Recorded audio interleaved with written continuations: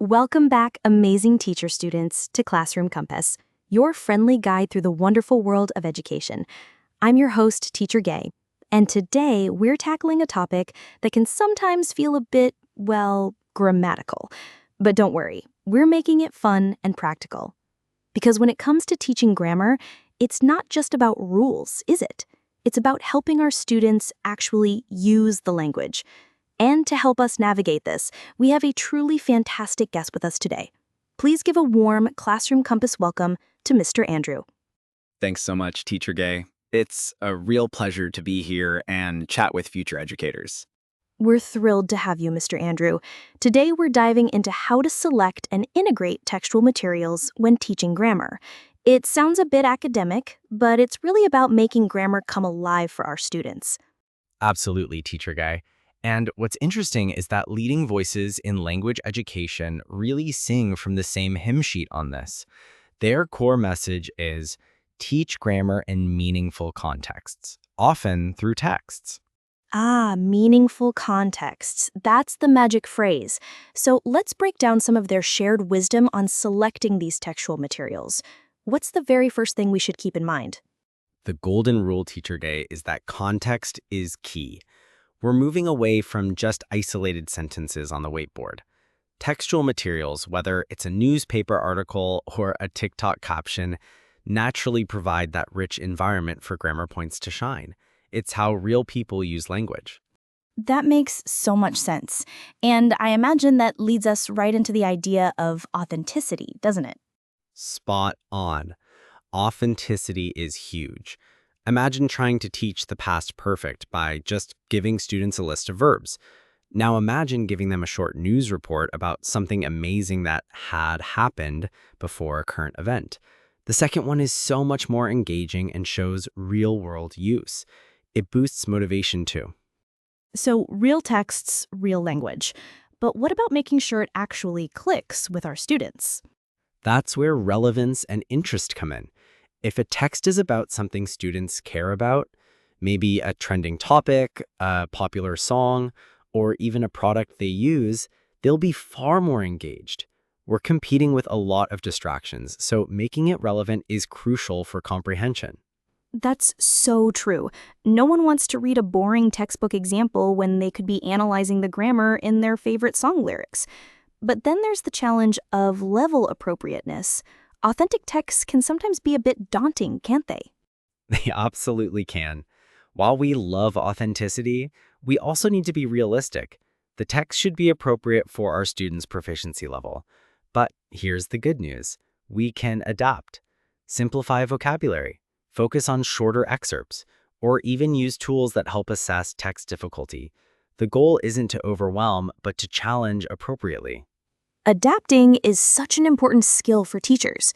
And finally, before we dive into how to use these texts, what about clarity of purpose? Yes, clear connection to objectives. Before you even pick a text, ask yourself, what grammar point am I teaching?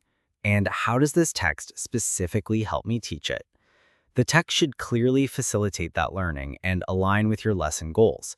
It's not just a random interesting read, it's a strategic choice. Fantastic. So to recap our selection principles: context, authenticity, relevance, level appropriateness, and clear objectives. And you mentioned a wide variety of materials beyond just traditional textbooks. Oh, absolutely. Think about social media posts, news articles, dialogues, short stories, poems, ads, songs, even real-world documents like product descriptions. The world is our grammar textbook. I love that. The world is our grammar textbook. Now, let's switch gears to integration. How do language education experts suggest we actually use these texts in the classroom? Well, one approach is called building situations. You could tell a story, maybe using visuals, and then elicit the grammar naturally from the narrative. Like narrating a picnic gone wrong could lead to using should have plus past participle when discussing what they should have done differently. Oh, that's clever. It makes the grammar feel organic to the story. And dialogues? Yes, dialogue builds are great. You can create your own or use existing ones. They're perfect for introducing new grammar in a conversational context. Think about eliciting key phrases, working on intonation, and then getting students to practice in pairs. I also remember seeing something about using realia, real objects. How does that connect to texts? Great point. While realia aren't strictly texts, they demonstrate grammar rules like countable and uncountable nouns with food items. And crucially, they lead to textual output. Students describe the realia, discuss them, and suddenly they're producing language that naturally incorporates the grammar. That's smart, a hands-on approach that generates language. And what about integrating content and language? When you integrate content and language, reading meaningful material is central. Students aren't just learning English, they're learning through English. So texts are processed for both information and language.